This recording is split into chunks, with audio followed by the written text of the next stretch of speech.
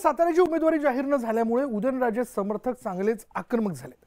राजेंच्या उमेदवारीसाठी पदाधिकाऱ्यांनी भाजपचे राजीनामे देण्याचा इशारा दिलाय। पाहूयात याबद्दलचा रिपोर्ट।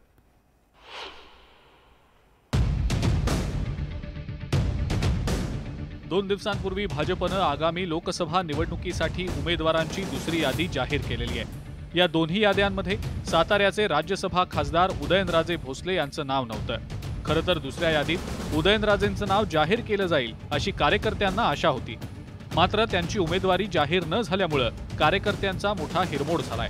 शुक्रवारी पोवई नाका परिसरातल्या शिवतीर्थावर मराठा समाजातल्या कार्यकर्त्यांनी एकत्र येत भाजपनं उदयनराजेंची उमेदवारी जाहीर करावी अशी मागणी केली आहे। तसंच भाजपनं उमेदवारी जाहीर न केल्यास उदयनराजेंनी स्वबळावर निवडणूक लढवावी अशी मागणी केलेली आहे। तसंच राजेंना उमेदवारीमध्ये डावलल्यास भाजपच्या पदांचे राजीनामे देण्याचा इशारा देखील दिलाय।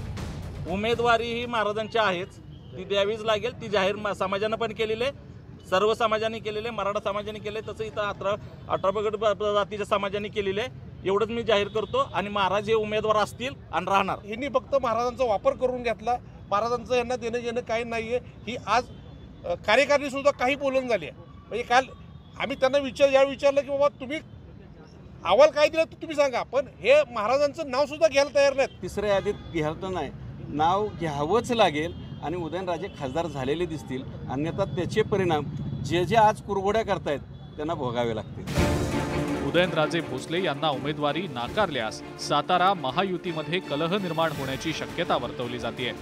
गेल्या लोकसभा निवडणुकीमध्ये राष्ट्रवादी काँग्रेसच्या श्रीनिवास पाटलांनी उदयनराजेंचा धक्कादायक पराभव केला होता।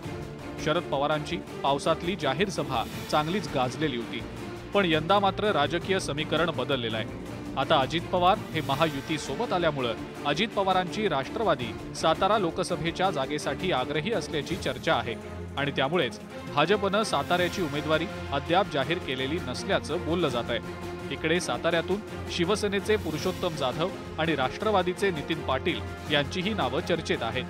महायुतीच्या जागा वाटपामध्ये ही जागा अजित पवारांच्या राष्ट्रवादीकडे गेल्यास उदयनराजे घड्याळाच्या चिन्हावर निवडणूक लढणार का, याविषयी आतापासूनच तर्कवितर्क लावले जात आहेत। खरं तर महायुतीत लोकसभेचं जागा वाटप अद्याप निश्चित झालेलं नाही।